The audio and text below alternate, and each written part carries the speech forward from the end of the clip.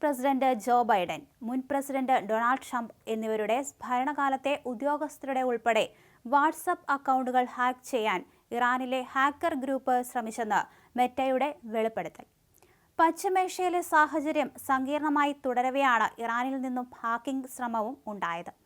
സംശയാസ്പദമെന്ന് ഉപയോക്താക്കൾ റിപ്പോർട്ട് ചെയ്തതിനു പിന്നാലെ ഹാക്കർ ഗ്രൂപ്പിന്റെ അക്കൗണ്ടുകൾ തടഞ്ഞെന്നും ലക്ഷ്യമിട്ട വാട്സ്ആപ്പ് അക്കൗണ്ടുകൾ ഹാക്ക് ചെയ്തതായി കണ്ടെത്താനായിട്ടില്ലെന്നും മെറ്റ വ്യക്തമാക്കി. ലക്ഷ്യമിട്ട വ്യക്തികളുടെ പേര് കമ്പനി വെളിപ്പെടുത്തിയില്ലെങ്കിലും പൊതുപ്രവർത്തകർ, രാഷ്ട്രീയ, നയതന്ത്ര ഉദ്യോഗസ്ഥർ, ബിസിനസ് രംഗത്തെ പ്രമുഖർ, പ്രസിഡന്റ് ബൈഡന്റെയും മുൻ പ്രസിഡന്റ് ട്രംപിന്റെയും ഭരണകാലങ്ങളുമായി ബന്ധപ്പെട്ട ചിലർ തുടങ്ങിയവർ ഇതിൽ ഉൾപ്പെടുന്നു എന്ന് മാത്രമാണ് വ്യക്തമാക്കിയത്. ഫേസ്ബുക്ക്, ഇൻസ്റ്റാഗ്രാം, വാട്സ്ആപ്പ് എന്നിവയുടെ മാതൃകമ്പനിയായ മെറ്റ അവരുടെ ബ്ലോഗ് പോസ്റ്റിലാണ് വെളിപ്പെടുത്തൽ നടത്തിയത്. ഇറാൻ സൈന്യത്തിലെ ഇന്റലിജൻസ് വിഭാഗവുമായി ബന്ധമുള്ളതായി കരുതപ്പെടുന്ന ഹാക്കിംഗ് ഗ്രൂപ്പായ APT42 ആണ് ഇതിന് പിന്നിലെന്ന് മെറ്റ വെളിപ്പെടുത്തുകയും ചെയ്തിട്ടുണ്ട്. ഇരകളുടെ മൊബൈൽ ഫോണുകളിൽ നിരീക്ഷണ സോഫ്റ്റ്വെയർ സ്ഥാപിക്കുന്നതിൽ APT42-ന് പ്രാവീണ്യമുണ്ട്. കോളുകൾ റെക്കോർഡ് ചെയ്യുക, സന്ദേശങ്ങൾ മോഷ്ടിക്കുക, ക്യാമറകളും മൈക്രോഫോണുകളും നിശബ്ദമാക്കി ഓഫാക്കി വിവരങ്ങൾ ശേഖരിക്കുക തുടങ്ങിയവയാണ് ഈ ഒരു ഗ്രൂപ്പിന്റെ പ്രധാനമായ ലക്ഷ്യം. ഹമാസ് തലവനായ ഇസ്മായിൽ ഹനിയെ ഇറാന്റെ മണ്ണിൽ വെച്ച് വധിച്ചതോടെ ഇസ്രായേലിനെതിരെ ഇറാൻ പ്രതികാരം ചെയ്യുമെന്ന് കരുതുന്നവർ ഏറെയാണ്. ഇതിനായി കിട്ടാവുന്ന എല്ലാ ആയുധങ്ങളും ശേഖരിക്കുകയാണ്.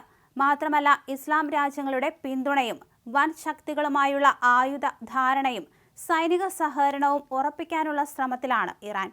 റഷ്യയിൽ നിന്നും ഇസ്രായേലിന്റെ അയൺ ഡോമിനെ തകർക്കാനുള്ള ആയുധം ഇറാൻ സ്വന്തമാക്കി കഴിഞ്ഞു. ഇസ്രായേലുമായി ഒരു നീണ്ട യുദ്ധത്തിന് തയ്യാറെടുപ്പുകൾ വേണം. ഇസ്രായേൽ ഒറ്റയ്ക്കാണെന്ന ധാരണയിൽ യുദ്ധം ആരംഭിച്ചാൽ പരാജയം ഉറപ്പാണ്. അമേരിക്കയും സഖ്യകക്ഷികളും എപ്പോൾ വേണമെങ്കിലും ഇസ്രായേലിനൊപ്പം യുദ്ധമുഖത്തെത്തും. ഇത് മുൻകൂട്ടി കണ്ടാണ് ഇറാന്റെ നീക്കം. അതുകൊണ്ട് തന്നെ ഇറാൻ സ്വീകരിക്കുന്ന പ്രതികാര നടപടികൾക്ക് കാലതാമസം നേരിടുമെന്ന് ഇറാന്റെ റവല്യൂഷണറി ഗാർഡ്സ് കോർപ്സ് അറിയിച്ചതായിട്ടാണ് റിപ്പോർട്ടുകൾ. ഇറാനെ സഹായിക്കാൻ റഷ്യ തയ്യാറായിട്ടുണ്ട്. ഇസ്രായേലിന്റെ അയോൺ ഡോം തകർക്കാൻ ശേഷിയുള്ള ആയുധങ്ങൾ ഉൾപ്പെടെ വൻ നശീകരണ ശേഷിയുള്ള ആയുധങ്ങൾ റഷ്യ ഇറാന് നൽകിയതായിട്ടാണ് അമേരിക്ക ഉൾപ്പെടെ സംശയിക്കുന്നത്.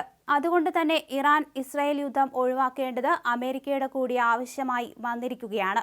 ഇറാൻ ഇസ്രായേൽ യുദ്ധം പൊട്ടിപ്പുറപ്പെട്ടാൽ റഷ്യ, ഉത്തര കൊറിയ, ചൈന എന്നീ രാജ്യങ്ങൾ ഇറാനൊപ്പം നിൽക്കും. ഈ ഒരു ആശങ്ക അമേരിക്കയ്ക്കുണ്ട്. ഒരു യുദ്ധം ഒഴിവാക്കണമെന്ന കർക്കശ നിലപാട് അമേരിക്കൻ സഖ്യകക്ഷിയായ ബ്രിട്ടനും ജർമ്മനിക്കും ജപ്പാനുമുണ്ട്. വിവിധ യൂറോപ്യൻ രാജ്യങ്ങളും ഈ നിലപാടുകാരാണ്. ഇത് അമേരിക്കയ്ക്കുണ്ടാക്കുന്ന സമ്മർദ്ദവും വളരെ ശക്തമാണ്. ഇസ്രായേലിനൊപ്പം നിന്നാൽ തങ്ങളുടെ രാജ്യങ്ങളിലെ പൗരന്മാരെ ലക്ഷ്യമിട്ട് വ്യാപക ചാവേർ ആക്രമണവും അമേരിക്ക പ്രതീക്ഷിക്കുന്നുണ്ട്. ഇറാനെതിരെ ഒരു ആക്രമണം ഉണ്ടായാൽ അമേരിക്കൻ പക്ഷത്തോടൊപ്പം നിൽക്കാൻ അറബ് രാജ്യങ്ങൾക്കും കഴിയില്ല. നാറ്റോയിൽ അംഗമായ തുർക്കിക്ക് പോലും ഇറാനെതിരായ ആക്രമണത്തിൽ പങ്കെടുക്കുന്നത് ചിന്തിക്കാനേ കഴിയില്ല. അത്തരമൊരു നിലപാട് ഏത് ഇസ്ലാമിക രാജ്യത്തെ ഭരണാധികാരി സ്വീകരിച്ചാലും ആ രാജ്യത്തെ ജനങ്ങൾ തന്നെയാകും അത്തരം ഭരണാധികാരികളെ പുറത്താക്കുക. ഈ യാഥാർത്ഥ്യം അറിയാവുന്നതുകൊണ്ടാണ് സൗദി അറേബ്യ ഉൾപ്പെടെയുള്ള ഇസ്ലാമിക രാഷ്ട്രങ്ങൾ ഇപ്പോൾ ഇറാനെതിരെ നിലപാട് സ്വീകരിക്കാതിരിക്കുന്നത്.